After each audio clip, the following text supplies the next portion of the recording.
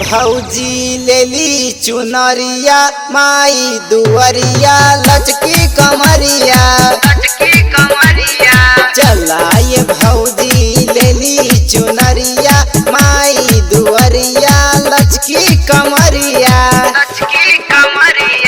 आवाज वर्तनी पूजा करा दी हो, आवाज वर्तनी पूजा करा दी, ले आवा सजा के पूजा के थरिया। चला ये भौजी लेली चुनरिया माई दुअरिया लचकी कमरिया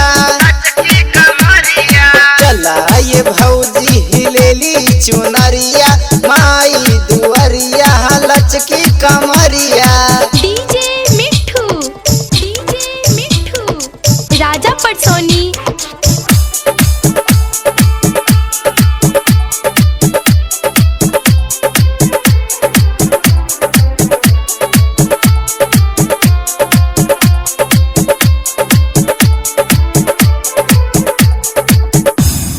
जेकर रहेली इच्छा अधूरी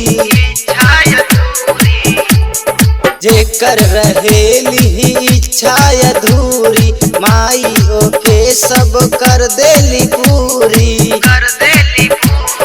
लगते नवरात्र गूंजेला जय जय, हाँ लगते नवरात्र गूंजेला जय जय, झूम के गावे शिवराज पुजरिया। चला ये भौजी लेली चुनरिया माई दुअरिया लचकी कमरिया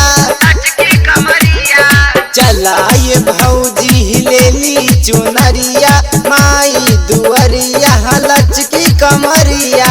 डीजे मिठू राजा पटसोनी।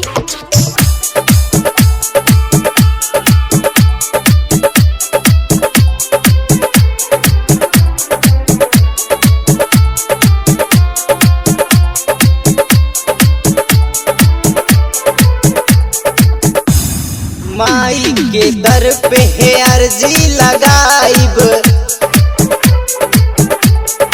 माई के दर पे है अर्जी लगाइब, चरणों में माँ के शीश झुकाइब।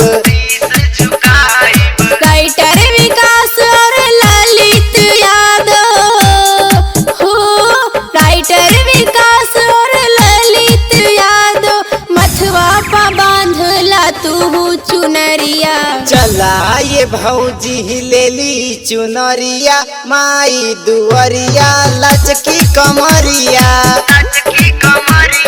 चला ये भौजी लेली चुनरिया